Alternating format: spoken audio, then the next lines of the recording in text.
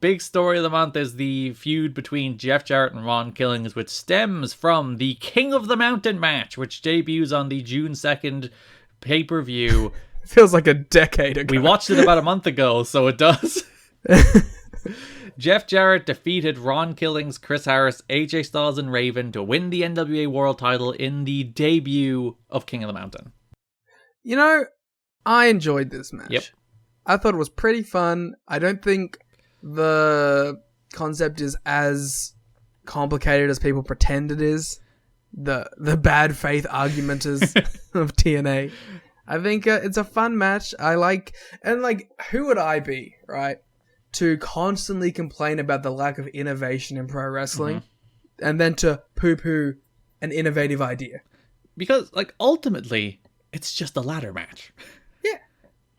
With some cool elimination stuff, some cool, you have to earn your right to put it up there. There's a cool box. What more could you want? You can do some spots off the box. AJ did a dive over the box. AJ was pushed off a ladder into the box. There was tables. There was ladders. Yeah, it is, at the end of the day, people always it's so convoluted, it's so confusing. But at the end of the day, it's a ladder match. It's constructed as a ladder match. You can't really go wrong because it's a ladder match. I'm telling you right now, I'd rather watch a King of the Mountain match than a regular ladder match. Yeah, you want penalty boxes. I want anything. I'm so sick of the same 4 stipulations. And they do a fun thing where Jarrett and Raven are in the penalty box and they're like, oh, these two are going to explode in the penalty box, but they actually hatch schemes in the penalty box together. Yeah, I am a big fan of the penalty box lore. Mm-hmm. Whenever people go in there, I like it when people get locked in at the same time and they beat each other up in there. I don't know, I think it adds some extra tension. You can do cool things with someone's about to win and then someone's still locked in the box, but they're the only fresh person who could actually go out and get them. Yeah, or the rest aren't eligible or something, yeah. Yeah, I am a fan of King of the Mountain. Yeah, big King of the Mountain defender, yeah. Can't wait for it to have a title. So there was interviews of it throughout the show with all the people who were in it, which mostly was an excuse for Scott Hudson to explain the rules over and over. Do you think the reason people think the rules are so complicated are because they insisted on constantly explaining the rules, and if they just did it once, people would have got it? And to explain the rules, it does usually take about 40 seconds. So it's just Scott Hudson looking at the camera being like, all right, so you climb the ladder, you hang the belt, but in order to hang the belt or climb the ladder and hang the belt, you have to score a pinfall submission. If you score a pinfall submission, you go to penalty box. Which, to be fair, I just did it in 2 minutes, in 10 seconds, but still, it took Scott Hudson a while. They should have just done their pre-match text on the screen rundown, and that's it. And I think people would have gotten it way quicker. As I said last month, I think all they ever needed was an on-screen display to tell you who's eligible, and that solves the entire problem. Because I think that's the only thing people lose track of. Yeah, I think I have no problem with this match type or with this execution of the match. So AJ was pushed off a ladder into the penalty box. Harris and Raven were pushed off ladders into tables. Truth started to climb. He was the only one left because Jarrett was in the box, but Jarrett got out, grabbed a guitar, hit Truth with a guitar. The hook fell down, so he had to re-hang the hook and then hang the belt, and then he became the new... He double won. He is the double champion. The new NWA World Champion for a 3rd time is the King of the Mountain, Jeff Jarrett. And the last time. He'll never win it again. It's fine. Right? We'll never be subjected to 2 more years of this dude. But he'll put someone over at the end. It'll be great. Sure. Yeah, I don't know. I like this match. I have nothing more to say than what I have. Yeah, I thought AJ worked extra hard to make this match work. He took all of the bumps. AJ worked extra hard to make this work should have been the tagline for TNA. He really, yes it is. AJ did work extra hard to make this work. And this is notable. It's the last time Harris is in the heavyweight division, full stop. And it's the last time Styles is in the heavyweight division for about a year. Yep. So both are all back to doing their mid-card divisions while Jeff Jarrett gets to play world champion by himself. Listen, I get why you dislike it, but I also get AMW tag champs AJ Styles running the X division when going to television. Ultimately, I probably agree with it. But I still, if they went with someone other than... You just wanted Ron Killings to win this. I wanted Raven to win this, honestly. But, yeah. Yeah. One of the other two. Just not Jarrett as champ, for the love of God. Yeah. This isn't the time that... I'll talk more about my Jarrett thoughts when we get to the Killings match. So the show ended with a random woman walking out. Mike Tenay was like, "Do you know who that is?" And I'm like, "No, I don't, Mike." I think we both went, no. And she stood there and everyone was shocked. And Mike Tenay was like, "She hasn't been in wrestling in years." And I'm like, I still don't know who she is, Mike. She was Gorgeous George, aka Stacy Beller. She was the valet of Randy Savage in WCW. My favorite part about this was later on they brought in Eric Watts' wife, and I thought it was the same person. I was like, oh, they're going to pay that off. That's fun. Because it was Gorgeous George, and his wife's name was Georgie, wasn't it? It was something lame. Wow, way to bury his wife. It was a bad name. I was like, this. I literally went to myself, this has to be her real name because it's no way it's a wrestling name. So, yeah, she showed up twice. Apparently the plan was to make her Jarrett's valet, I think maybe to tease Savage coming in the end. But she showed up twice and she was gone, so there you go. Cool. There's a pretty consistent trend with there being like a lot of backstage gossip about women not knowing their place in wrestling, and I'm like, Yeah. It's almost like dudes are the ones talking to Dave and the Torch. Maybe. So Jarrett's your new end. And also, we saw Goldilocks get like blacklisted for 6 months. Hey, she's back, and there's still there's 4 stories this month about Goldilocks is terrible. I hate her. She's like one of the best on-screen characters. So Jarrett's your new NWA World Champion. We have that segment on the first episode of Impact where he hits Truth with a guitar after he goes face-to-face with Dusty. Then BG ends that promo saying that Jarrett will have to answer to 3LK on the next pay-per-view, which he does. So Jarrett comes out, next pay-per-view, June 9th. He has a bunch of musicians playing the... This is sports entertainment, baby, and this is what I love. So yeah, there's a bunch of people playing the trombone to the classic TNA intro theme, the na na na na na na na. My favorite part about it is they get to the second refrain and everyone's like, wait, what the fuck is this bit? Must be noted, by the way, Jeff Jarrett, he ain't dead, he ain't The Rock, gone. I thought it did say he ain't dead, he ain't The Rock. I was listening on this show in particular, it says he ain't dead, he ain't Jack. What? Yeah, unless they use the wrong one a couple times later in the month, but the Jack one was 100% here on... I literally paid attention to the last episode of this month to see if it was, and I think it said he ain't dead, he ain't The Rock, but I will double check. They might have used the wrong one a couple times, but 100%, this June 9th show, they said Jack. When we go to intermission, I will check and see if he says it on the last episode. By intermission, we mean me pooping and Liam getting an energy drink. He ain't dead, he ain't Jack! So Jarrett, by the way, they've introduced the 6-sided ring in the Asylum as well, which I think they were thinking of maybe not doing at first, but then they were like, no, we have to. Imagine how much more these shows would suck without the 6-sided ring. It would be so much more jarring. It's already jarring to go from the Impact Zone to the Asylum. If it was going from a 6-sided ring to a 4-sided ring, it would be like, ugh. Yeah. So Jarrett was wearing a tux. He had a red carpet. He's very pleased with himself. He's crowning himself the official King of the Mountain. He's the NWA World Champion. He insisted Vince Russo come out and congratulate him. He wants them to put him over. Russo placed the title around his waist. Russo says he looked at all they've accomplished as a team. Jarrett says it's actually all been about him. And at this stage, I was like, are they doing some weird couples therapy on TV at this stage? Yeah, but that's cool. Or this whole segment is Russo being like, this was done by the whole group around us, and Jarrett's like, no, it was me. Yeah. I don't know. I like it because I was like, this is either a representation of Jarrett backstage or it's a representation of Russo backstage. It's like a choose your own adventure of who you would like to side with based on... Yeah, based on context clues throughout the TNA's history.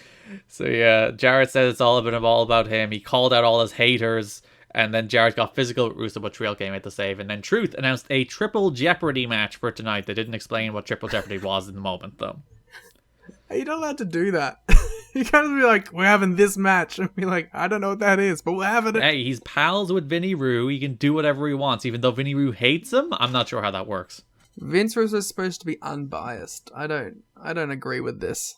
3LK explained later in the show that the Triple Jeopardy match is 3 separate matches. He'll face Conan in a strap match, he'll face BG in a Trailer Park Trash match, and then face Truth in a Ghetto Justice match back to back to back. Hell yeah. Is this the only Ghetto Justice match in I history? believe it might be. I don't know what constitutes a Ghetto Justice match. Even after watching it, I still don't know what constitutes a Ghetto Justice match. But I think the Ghetto Justice match is just Ron Killings gets to use a guitar. that makes sense. I think that's it. So then we had those 3 matches, and they were pretty bad. Yeah, I remember liking one a little more. Which one? Oh yeah, okay. The Kona one I thought was okay. Uh-huh. I hated the BG James one, the second worst match I've seen this month. And the Ron Killings one was okay. And by okay, I mean I gave it 1 star. But the BG James one was one I gave a full half a star less than the rest. Oh, because it was just crowd brawling. I was like, fuck you, man. So the strap match against Conan, winner had to get to 10 straps to win. Jarrett threw powder in Conan's eyes, then whipped him a bunch. He won 10-8. That was fun. And then he kept doing a couple more at the end. Yeah, so... I kind of felt like Conan and BG got jobbed the fuck out here. Yeah, they're very much the nerds of the Tree Life crew. Yeah. I expect that from BG, but Conan, come on. So then he faced BG in a trailer park trash match where Mensa, who was the Gorgeous George, this is her last appearance, but she was watching on. Yep. She was called Mensa. Or Minsa? Not sure. I'm not going to even try. So Jarrett stroked BG into the rail and won. And then finally, Killings faced Jarrett in a Ghetto Justice match. Jarrett tried to use the guitar. Andrew Thomas said no, so Jarrett hit him with it. Then Truth rolled up Jarrett as a second ref. Rudy ran out, counted 3. Jarrett lost his mind. He was real mad. He lost. He said, we'll see you at Impact. I like that because Jarrett's like, all right, Ghetto Justice means I can use the guitar. And he's like, no. They're like, wait, what? Whatever it means, who it's knows? Like he's just like, I don't know the rules of the match, man. No one actually explained to Andrew Thomas what he was supposed to allow and disallow. So he's like, I don't think so no. Andrew Thomas is like, listen, man, he didn't even explain it to me either. I'm just gonna call it as a shoot. I think in the promo they cut before, Truth was like, you're gonna find out when I'm out there. We never did. We'll never know what a Ghetto Justice match is. I think it's Truth is allowed to use weapons and Jeff isn't. It's one of the deep mysteries of TNA wrestling. One of the questions that will linger forever. What exactly is a Ghetto Justice match? When our mysterious benefactor gives us the 9.7 million, we will run a Ghetto Justice match. And finally define the rules? No. So on Impact, 3 Live Crew defeat David Young and the Naturals. Truth pinned Young with an axe kick. Oh yeah, I forgot about that. There was a story here, but there's a lot of matches. I think I counted 45 matches this month, so don't worry if you don't remember some of them. Yeah, David Young, he loses a lot. He is on a losing streak. There was a story here about that, how the Naturals didn't like doing a job to 3LK because they're in a feud with AMW, and they tried to come up with like a way to lose differently, where they like accidentally hit each other, so they'd have somewhat of an out for losing, and Jarrett like chewed him out for not wanting to do a job. But no, like they still were willing to do the job. They just wanted to do it in a way that might protect them a little, and Jarrett was like, "How dare you!" Also, David Young's on that team. Yeah, who did take the fall. Yeah, I mean, they are in a feud with the tag champs. So Jarrett comes out, he's about to say something about Wednesday on the pay-per-view, and Dusty interrupts, says Jarrett will defend the NWA World title against Ron Killings on the anniversary show on June 23rd. Then Truth said he's going to knock Jarrett off the mountain, before Jarrett promised a public execution on the pay-per-view. In a way, that's exactly what we saw. Yeah, so we had Jeff Jarrett's elite guard, his new pack of goons. The elite I did cut a clip of Jeremy Walsh introducing the elite guard, where he left long enough of a pause. He's like, introducing first, the elite guard. Yeah, I think for this month's podcast title, right? Mm-hmm. We should do a classic flagship style, just put the main things in it, so we can have like Jeff Hardy, Six Sides, Impact Zone, the Elite. Sure, that is going to be the episode title. Jeff Hardy, Six Sides, Impact Zone Elite. Yeah, and whatever more we can think of. So yeah, 3 Live Crew face the Elite Guard. If you wonder who the Elite Guard are, they're Onyx, Chad Collier, and the debuting Hot Stuff Hernandez. Yes, that Hernandez. I like Chad Collier and Hot Stuff Hernandez. And Onyx is a good Pokemon. It's true. So this is the greatest trio of all time. Well, actually, I'm lying. Onyx is a historically terrible Pokemon, but I love the design. So, like, the Elite Guard, they're doing this, like, military mercenary act. So they're, like, running around the ring in, like, formation. I just can't believe Kenny and the Bucks debuted like this. Don West on commentary begins to point out how if you look at 3 Live Crew and you look at the Elite Guard, They have a very similar ethnic composition. It's like they have a black guy, they have a white guy, and they have a Mexican guy. And see, like, I can't even get mad at Mike because before he said it, I thought the same thing. I was like, is that intentional? It's like mirror images here. They start doing doink spots. So mostly it was a brawl around the building, but Killings and Hernandez did a little match in the ring while the other four brawled around the building. Truth won with an axe kick. Jarrett tried to hit Truth with a guitar after the match, but Truth turned it around. Elite Guard jumped Truth. Jarrett hit a stroke and was going to guitar Truth, but then Russo ran out, tapped Jarrett in like the shoulder. Jarrett swiveled the hips, smashed Russo with the guitar. Russo was bleeding, busted open, in horrible shape. That was a really good guitar shot. You just enjoy seeing Vince Russo get El Kabong down, don't you? No. You know what my first thought was? I was watching this and I was like, what if like Jarrett just like twisted his wrist and just hit him with the hard bit? Just to like rub it in just out of sheer spite. Yeah, I was like, how much would that fuck him up? Because then I started thinking of the times where Jarrett like hit people with a non-gimmick guitar. Yeah. And he like just kills them. Should have done it to Russo here. And then I was thinking about like, if I ever get to direct a movie, I want to do a guitar shot really badly. Oh, they should have more like guitar shots in action movies. It would rock. Right? And then like, I know that you could do the Jarrett like exploding guitar, but I want to do it with like the non-worked one. I want to see if you can recreate that with the big bonk and like it just crushes the guitar inwards. I don't think stuntmen and actors would appreciate you being like, what if we use the non-prop guitar? We'll find a way. This is my vision. So it was fake blood used for Russo to sell the guitar shot. Russo was apparently not particularly pleased with this feud with Jarrett. He thinks it sucks, but listen, Jarrett wants it, so Jarrett gets it. I agree, Vince. Vinny Roo, his vision is just being held back. I can relate, Vince. These actors and these stuntmen don't want to shoot guitar shots. So Russo taken away in an ambulance, and then end of the show, Hudson has Jarrett. Jarrett said that Russo has no business in the ring, was in the wrong place at the wrong time, and he'll face Killings next week. Mm-hmm. Next episode of Impact, Mike today mentions that Russo broke his nose from Jarrett's guitar shot. I like the makeup work on Russo for the rest of the month. It's pretty convincing, to be fair, isn't it? Yeah, I learned how to do bruise makeup, and I have to admit, he doesn't use one tactic I was told is that you should put a lot of yellow in it. Yeah, because that's because like you go directly to like purples and stuff. That's just not how bruises actually end up looking. But he went all with the purple, but I still thought it looked good. Yeah. So main event of this episode of Impact, which was the point at which it was like, oh, this company has no stars, where it's like the main event is Killings and Eric Young, and I'm like, for like 2004 TNA, that's perfectly fine, but also for a pro wrestling television show, that's not a main event. Yeah, I would love to have seen the quarter hours, or I guess the 5-minute hours. So Dusty's on commentary here. Jerry Lynn chased Scott D'Amore away from ringside. We'll talk about the Lynn and D'Amore stuff in a minute. Killings won with the axe kick. Jarrett came out after the match. He's still in his tux. He's in his tux on every segment in these shows. I like that the tux gets more disheveled as the month goes. Yeah, do you think he's washing this tux between shows? Yeah. But I do appreciate, like, he had the tie done up and then the tie fell to the side and then, like, it wasn't tucked in. So yeah, Jarrett hits Dusty with a guitar. Jarrett beats up Killings with the remains of the guitar until Trill can't make the save because Jarrett has to punk out Killings at literally every turn. Russo comes out, he's big mad, and he says that if a guitar is used at Wednesday's match between Jarrett and Killings for the title, it will be an immediate disqualification. I thought that was the case anyway, but apparently Vince Russo needs to reiterate this. So, you're wrong. Garrett.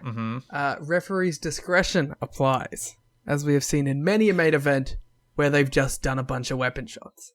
This time, they're like, no, none of this bloody referee discretion. You will DQ them straight away. But usually for the guitar shots, they're very rare. They're not done in referee plain sight. They're done with ref bumps or ref's distractions. Like, it's not like the case that there has been legal guitar shots in this company. It's always been illegal. Yeah, they've always been illegal, but they would have let them go, I feel. This one they're emphasizing. I wasn't like, this makes no sense to me when I was listening to it. I could put the two and two together in my head. I enjoyed Dusty on commentary. He's like, he looked like he walked out of a casket, if you get what I mean, Daddy. It's because he's wearing I get what you mean. Yes, I do get you. Thank you, Dusty. Jarrett punked out Truth one more time as they went off the air as well, because Lord knows Truth can never get anything in. It was a very good good guitar shot on Dusty too. What can I say? We were hit him with the guitar. I love it every time. So, main event of the second anniversary show is Jeff Jarrett versus Ron the Truth Killings for the NWA World title. Before the match starts, Russo comes to the ring with Mike Posey and starts searching for guitars. Yeah, so I feel like you're going to be dumb and lame and hate this match. I am, but I'm also going to say I don't think they went far enough. I think they should have found fucking 50 guitars. Yes. All right, we're on the same page there. I adore that Larry Z's the best, and he's like, hey man, we know how to cheat. There's definitely a second guitar. Yeah, so they find one guitar, and they're like, yep, job done, we found his guitar, and Larry Z walks over, it's like, pal, because there's a bunch of legends there, because it's the second anniversary.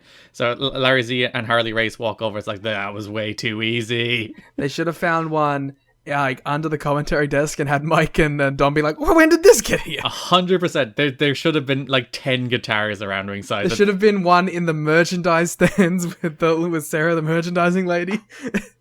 There should have been one in the old dancer cage. I was about to say there should be one in the dancer cage. Couple hidden in the old sex locker room. Yes, and then of course I adore the payoff of him taking away the steel steps, and there's another one. He has hidden his master guitar underneath the steel steps. I see that this is the part I was going to talk about earlier. I love Jarrett as a character. Mm-hmm. Dude is the best. He's like, if Edge was self-aware Sure. and was like, oh, I'm a big dork. I'm not talking about like Edge now, like Edge and he's like peak heel shtick. Yeah. If he was like that whole time, he wasn't like, oh, I'm the coolest. if he was like, oh, I'm a big loser, but I think I'm the coolest. That's what Jeff Jarrett is. Yeah. And I love it. The problem is the bell rings. And he has to wrestle a wrestling match, and this was not a very good one. No, but the payoff to this match was enough for me to like it. Because they did have good matches in like 02. Like they were the overbooked mess that they always are, but I thought they at least had good wrestling matches, whereas this... Yeah, for sure. This wasn't a good wrestling match. It was just... No. I loved the Jarrett hitting a stroke off the stage and then going for the cover. Yeah, because he's like, it's asylum rules. There's no law here. Yeah, and again, that proves my point too. Referee discretion. They just broke a bunch of tables and were outside the ring for like over 10 seconds. It's fine. Vince Russo made it clear he would never, ever, Liam, never overturn a referee's decision. Yep, 100%. Ever. I gave this match like 2.25 or whatever. I bumped it to 2.5 when I thought Ron Killings won. And then I sadly went back and turned it off and went back to 2.25.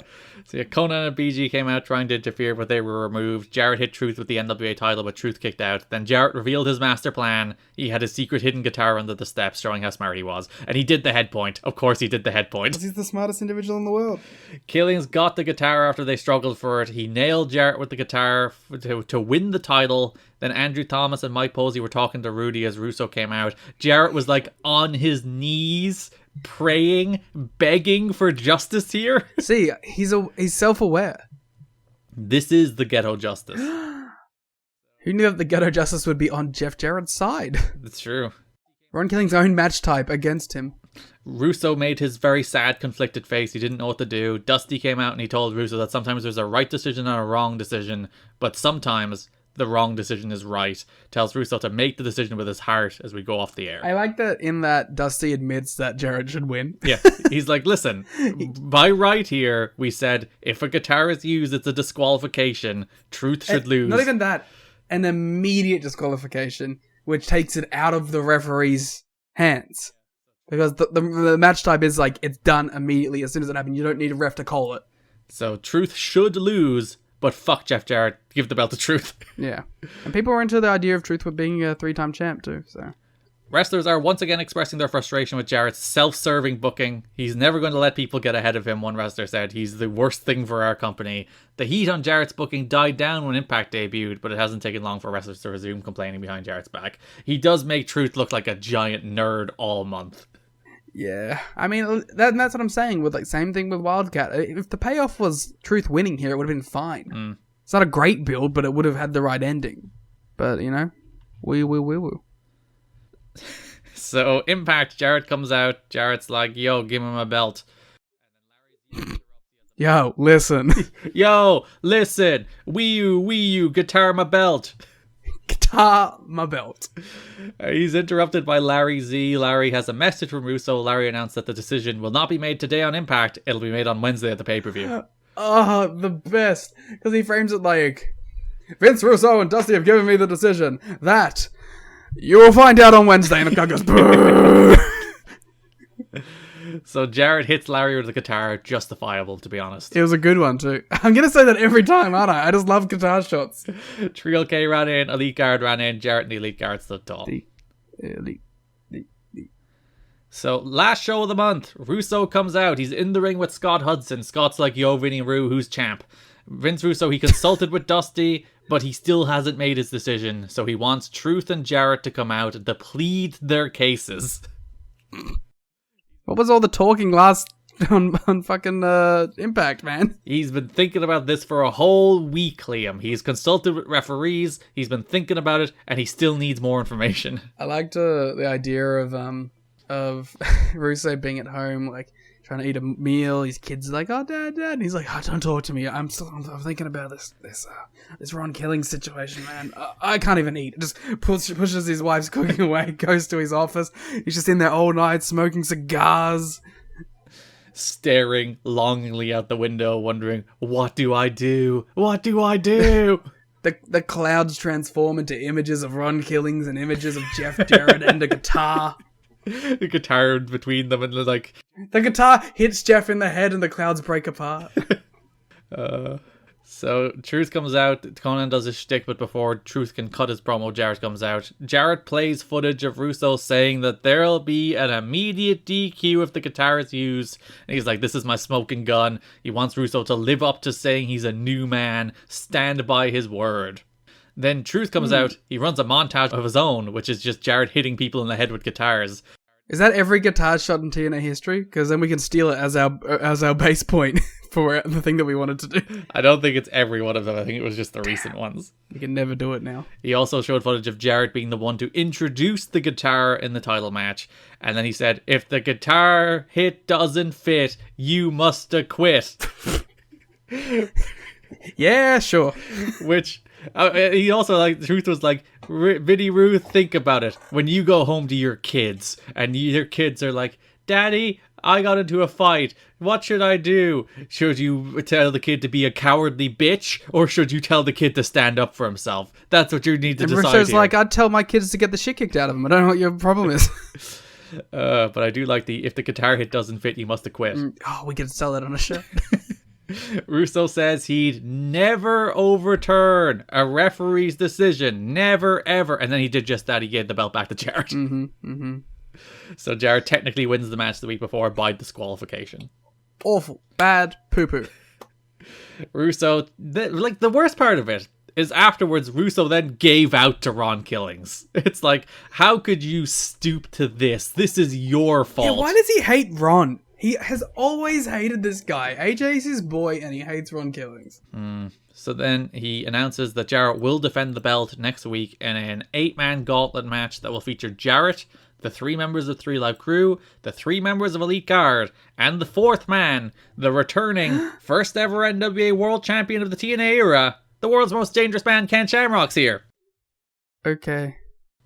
He comes out to a tepid reaction. He beats up Onyx, he beats up Hernandez. Then Chad Collier kind of kicks his ass for a little bit. Yes.